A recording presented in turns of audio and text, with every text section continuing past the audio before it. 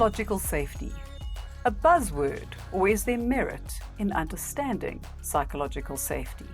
Why Masterclass helps the discussion. I am Nuala. And I am Karen, and we are the Safety Collaborators. Our mission is to help people have better conversations and change the way they think about safety. Consider us your thinking partners, sharing expertise and wisdom in everything safety, safety culture, and psychological safety. The topic of today. From time to time, we run complimentary masterclasses. And recently, we did one on the very subject of psychological safety. Caveat here. Let's be a little realistic. These are only 1 hour long and just enough to create curiosity. Well, that's certainly our hope.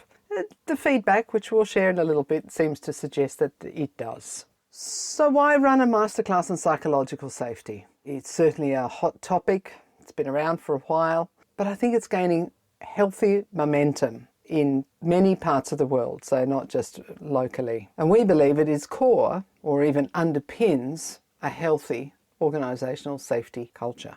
And as you mentioned so often, it's all about the team culture, which I think I interrupted you when you were about to say. So whose benefit is it for anyway? That's fine. That's fine.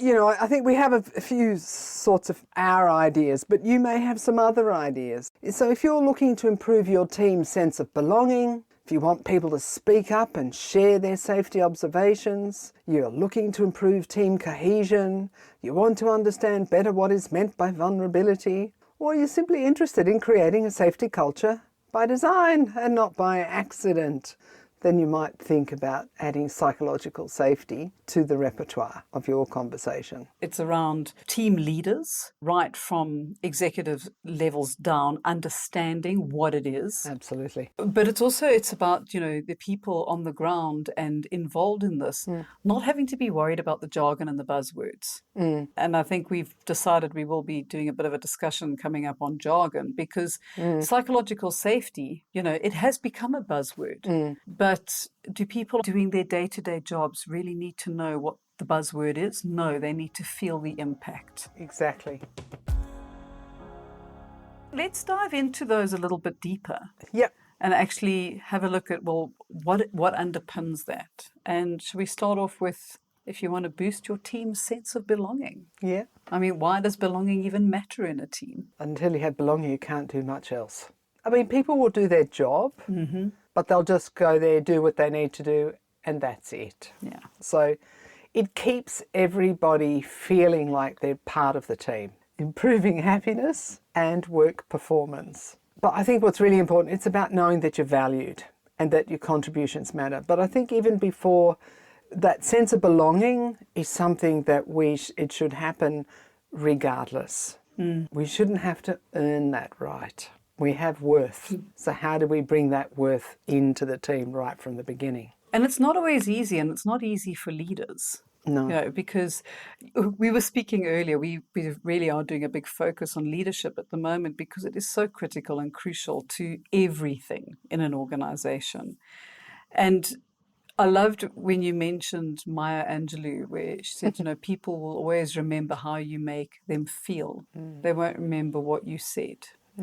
And it's about how do we make people feel included? So as a leader, are we approachable? Do we listen to others? Do we ensure everyone's included? Or if we see people aren't being included, what do we do to bring the team together to celebrate diverse views, celebrate the things we do differently, and to help everyone feel valued and that their contribution matters? I think following on from that is, how can we make that bond stronger within the team itself?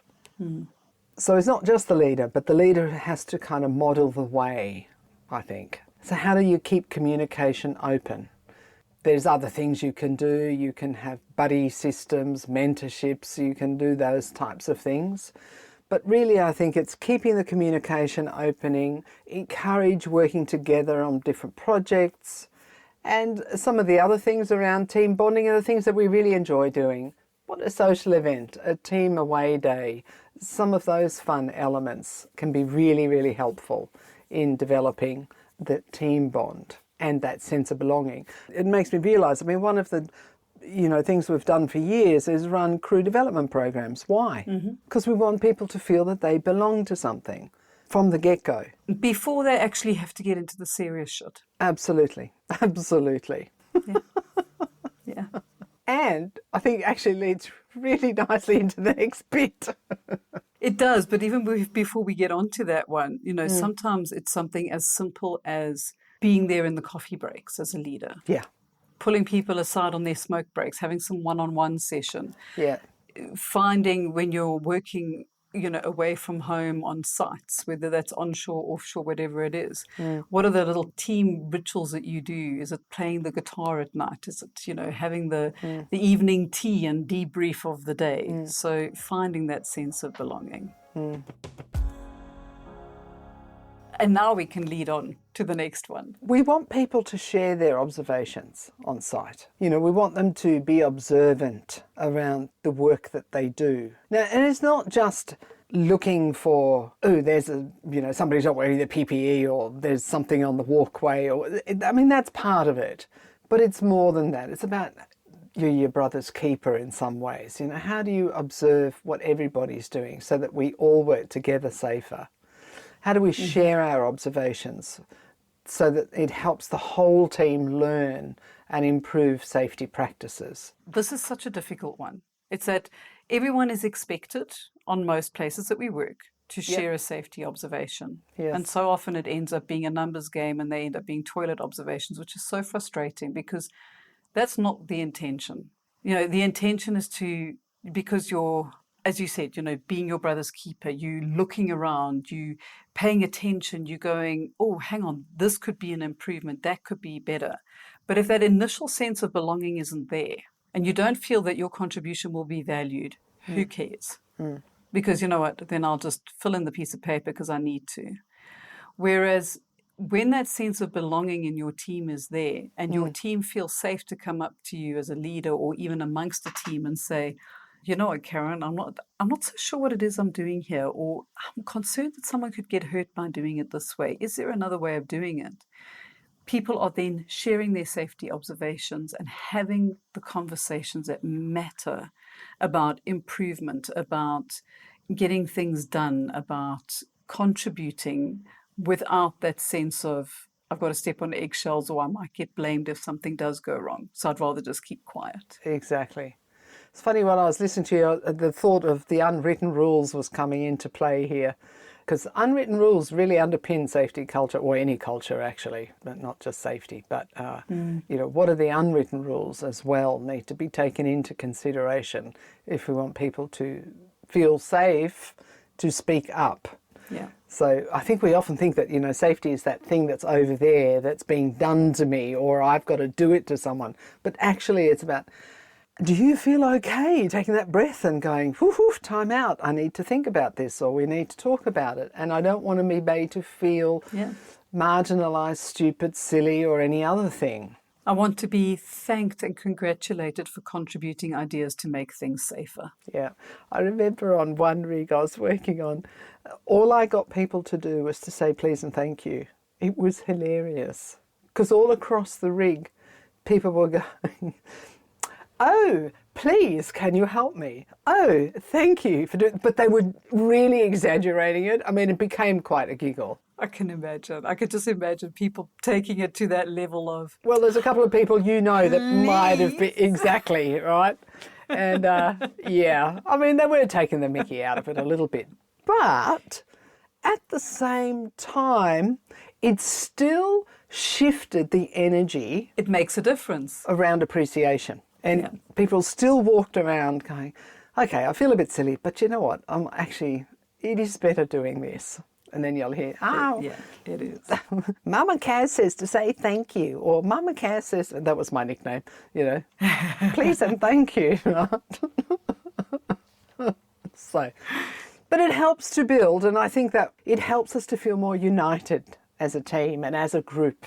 When we think about what makes a united team, it means we're communicating. And if we're having a giggle along the way, that's absolutely wonderful. we share goals. It's easier to speak up and to maybe say, look, you're actually a bit better at that than me. Come and help me. Exactly, which builds trust and respect. You mentioned earlier the tea shack or the smoke room or the whatever you want to call it. They've got different names around the world in different industries. But that place where you can go and hang out together for a little bit as a group, in a team. I mean, I remember when we were all working together in South Africa 10 years ago. What was the big thing that I wanted us to do? Eat together. Exactly. And we did it fabulously as often as we could. As often as you can. Sit down around a table and have lunch. If we were all in the office, granted it was hard to get Kat there sometimes. But she still showed up and we're so proud of her.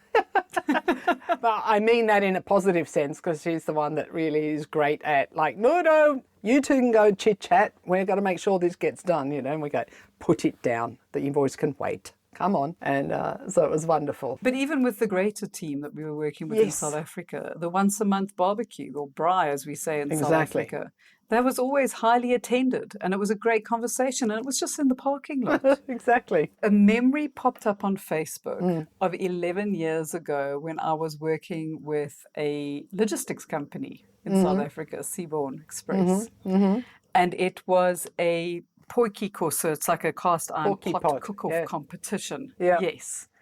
And our team was the pumpkin team. In Afrikaans, the pampoen team. I will share this picture with you. It is so cute because there the four of us are with our Alice bands with pumpkins on them and all sorts of, and we won the cook-off on that pumpkin day. potjie pot. Brilliant. Exactly. I don't think we had pumpkins in it. I can't remember what we had. But it was such a divine memory. And when it popped up, I'm still in contact with that team. And I shared it and I was like, oh my word, look at this memory. Yeah. Because I still feel when I go and visit that team, even though I haven't worked with them for many years, that I am a part of that team. And it comes back to that word, feel. Yes. How did we make each other feel, And I think that's how we build trust, And it's doing these things consistently. It's not just random. I mean, sometimes a random event is great, but I think it's that smaller things. We were talking earlier today as well about it's not, okay, this month we're going to do this and 6 months later we might do it again. But it's about what do we do on a regular, consistent basis that helps to build reliability, helps to build that sense of, okay, we're in this together. Let's have conversations. And so often we hear, some of the best conversations around the water cooler. Well, that's what happens at a barbecue/braai or a potjie pot and the tea shack. That's when some of those really important conversations happen. So, yeah. For me, when I was offshore, a few of those were on the heli deck. Let's go for a walk. Absolutely. Just do something that gives you a space to have honest conversations without feeling pressure. I just had another vision of, the guy standing behind the cranes sunbaking their bellies. But anyway. I had a few of those as well. And they all asked, did you bring your bikini? And I was like, no, I did not. No. Thank you, but no. No, even 10 years later, the conversations are the same. Yep. There's creating a united team and there's crossing a line. Yeah, Sadly exactly. for them, I didn't cross the line. No, exactly. However, it did create entertaining conversations, which, again, builds rapport and builds trust. Exactly. It has to be done within the right context, of course. So things like horsing around and humour, we've mentioned that many times before. Good Appropriate humour, appropriate humour, not taking the mickey out of somebody because that's marginalising people, unless it's an agreed sort of way of operating. And that's where I think the cultural intelligences come into play as well. You've got so many people on a work site from different cultures, different backgrounds. It doesn't even have to be a different culture. It could be just the next village in this country, right? So, and they have a different way of being. And so those things have to be taken into consideration. For example, so Sunday, I'm in a WhatsApp message with a friend of mine. We're organising lunch. Now, I'm from Australia. She's from the northern parts of England. We're both living in a village in the northern parts of Scotland. So, yep, I'm thinking to myself, right, we're going to have lunch. So where should we go and have lunch? So we're trying to decide this. And she goes, I don't know, I'd like dinner. And I went, oh, okay, I can work with dinner. That's fine. Was she talking tea? Was she talking lunch? Was she No. talking... No. She's talking about roast dinner, which is always at lunchtime. And I Oh, realised after a little bit, and I suddenly thought, okay, hang on, I'm going to call we're you. on we're different trains here. We have some cultural diversity going on here, the cultural differences going on. I'm thinking 6 p.m. You're talking about a roast dinner at midday. Yes. Yeah. Well, I'm glad you clarified that one. It could have been a bit awkward. She would have been sitting there by herself. Well, no. Yeah, exactly. If you want to reach out to us, use the hashtag Conversations That Matter and we'll pick it up on the socials. Or look out for us on LinkedIn, Karen Ovari, me, Nuala Gage, or our company, Safety Collaborations. Now back to this week's show. You have these conversations, and it's not until you have these conversations, and don't be afraid to say, this doesn't sound right, let me speak up. No. That starts to build. And bringing that, we do often mention kind of the humor and things. And I was running an exercise with one of the groups, and they had kind of sent the whispers around the group. And at the end of the exercise, we had made these paper balls. And at the end of the exercise, well, I just got bombarded with all these paper balls just thrown at me. And they had all planned, well, they thought this was the funniest thing in the world. It was just absolutely brilliant. And it created such a lovely cohesion amongst their team. Yep. But one of the guys was missing because he was doing his military service. Right. And he came back towards the end of when we were running all these little bite-sized learning programs. And we were doing a review of what had stood out for them as, you know, kind of like their learning and moments. And this exercise came up in conversation. And the guy who hadn't been there, you could see, was quite upset because he didn't know what anybody was talking about. You know, he felt he didn't feel included. He didn't feel like there was a common language. His contribution didn't matter because he couldn't give a contribution to the conversation. Well, it was such a heartwarming experience with his supervisor because he said, right, everyone, stop, time out. How much time do we have, Nuala? And I said, no, we've got time. What do you want to do? So he came over and he's like, we're going to do the exercise. He said, but I want to see if the team can teach the guy that wasn't here. And he said, okay, everybody know the rules. We all know what has to be done. We know it has to. Nuala's only here to help if we get stuck, but everyone knows how it ends. And he looked at me and winked, and I was like, so of course, did the whole exercise, and I only helped like a little bit. I was impressed they remembered how to make the origami. Yeah. And of course we finished, and all of us just threw it at this guy. And he was like, what the hell? Lovely. But Yeah. he was so happy to be included, and that then became their team thing. Yeah. It was lovely. Sometimes throwing paper origami balls is what it takes. But it also takes that skill of a leader to look and see that one of his team was feeling vulnerable. Totally. And how do you embrace that vulnerability in teams where it doesn't leave someone feeling as an outsider, but you can be open. You can kind of say, hang on, I'm feeling left out, or I don't know, or oh, I got that wrong and I need help. Because that is a huge part in actually having a strong team. We mentioned observations earlier, and that's the part that I think is really important in the observation component. It's not just listening, but watching and seeing for what's not being said. What's the body language? What's the facial expressions? What are those things? So as a leader, you need to start or consider watching for all of those elements. I mean, the more we all do it, the better off we are, you know. But we get busy and, you know, sometimes we don't see it. We're human. We also make mistakes along the way. To err is to be Which human. makes us vulnerable. And I think what's really important when we talk about vulnerability and psychological safety, it's the more that you open up, the more vulnerable you become. So it's really important to firstly even understand what is vulnerability. And in these little masterclass, I actually do really talk about that.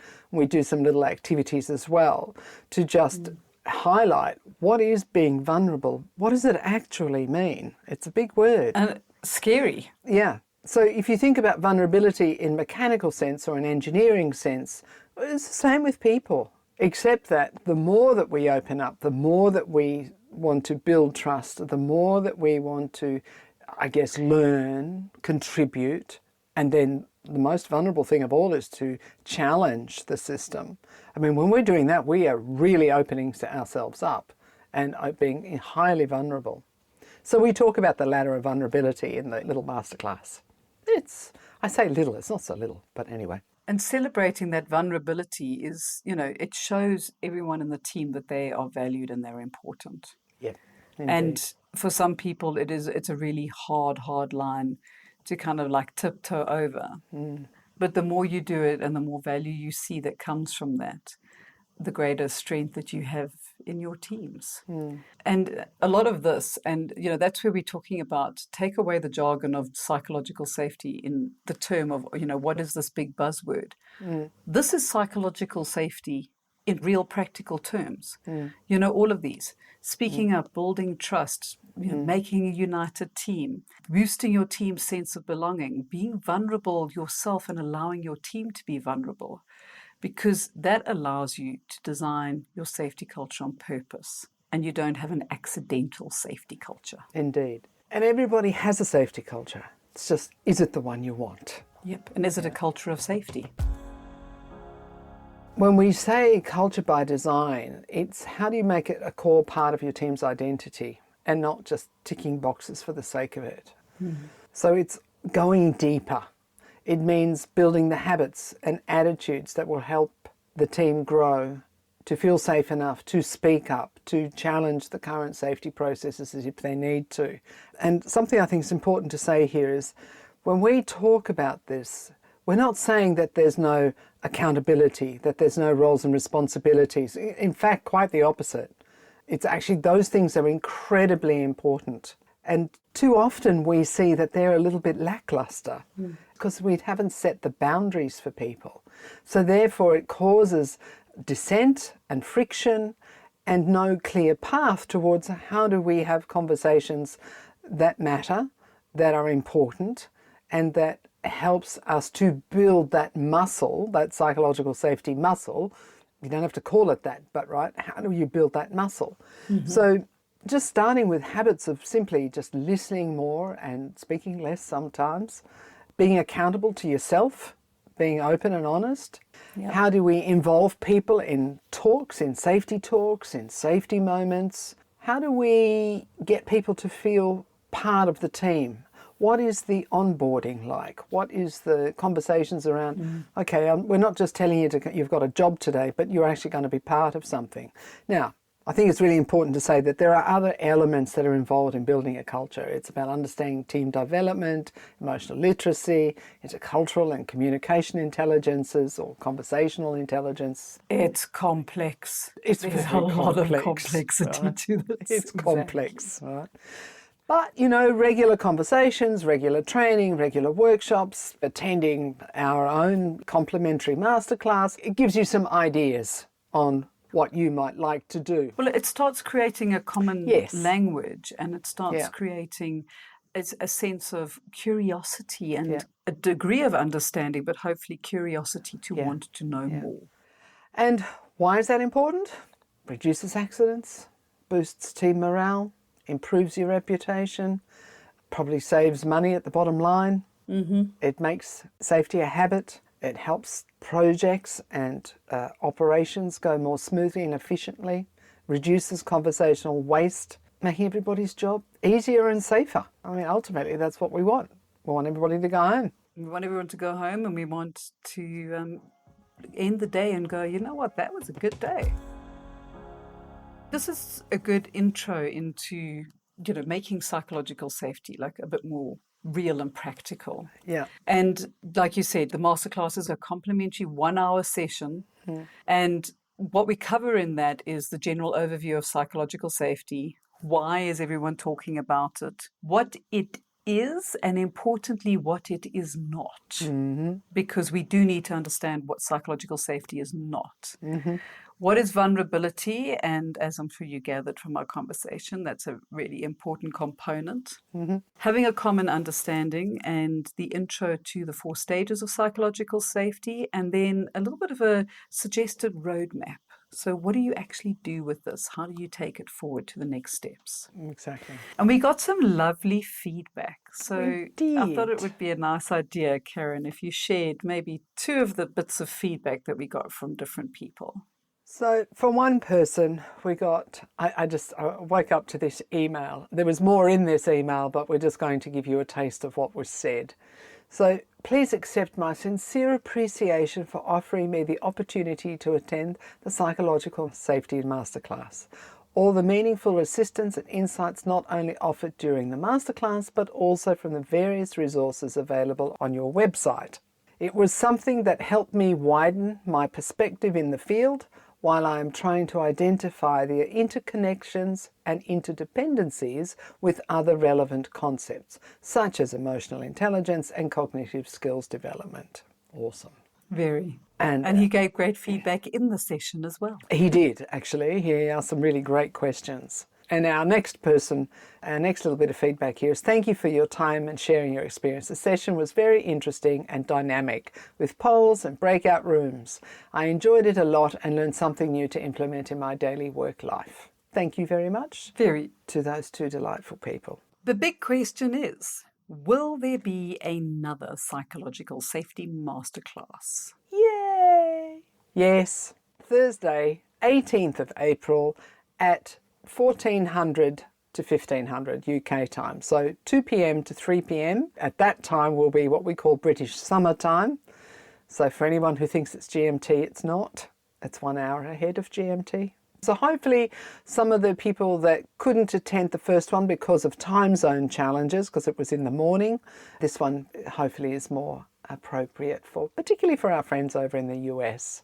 To find out more, register, visit safetycollaborations.com/psychological-safety-masterclass, or just go to the website and you'll find it. It's a big yellow bar at the top of the page. Yeah, you can't miss it. You can't. It's highlighted just for you. Just for you. Thank you for joining us today. It's always lovely to have conversations that matter. And as one of our participants mentioned, there is a huge amount of fabulous resource on our website, safetycollaborations.com, including a psychological safety hub. You'll find the podcast there and the show notes for this episode. Leave us a message on the chat section, Please. on the show notes page. And don't forget, sharing is caring, and we love a good share. So follow us on your favorite podcast platform.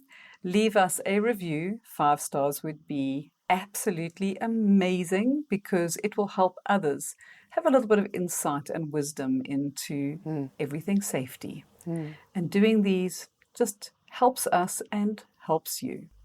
Till next week, stay safe and stay well.